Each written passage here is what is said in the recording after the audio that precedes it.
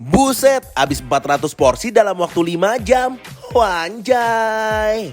Jadi hari ini gue mampir ke mie ayam bakso Aldo. Ini lokasinya ada di samping Pasar Kopro, Tanjung Duren, Jakarta Barat. Dalam satu harinya mereka bisa menjual 400 sampai 450 porsi mie ayam loh.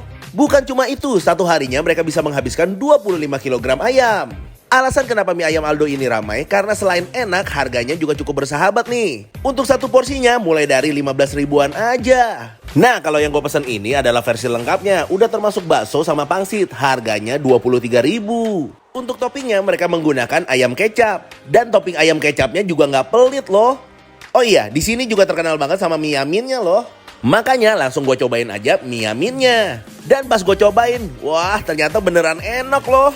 Tekstur mie-nya kenyal, bumbunya juga menyerap dengan baik, dan topping ayamnya juga menambah kelezatan dari mie ayam ini. Mie ayam Aldo rasanya, mantap!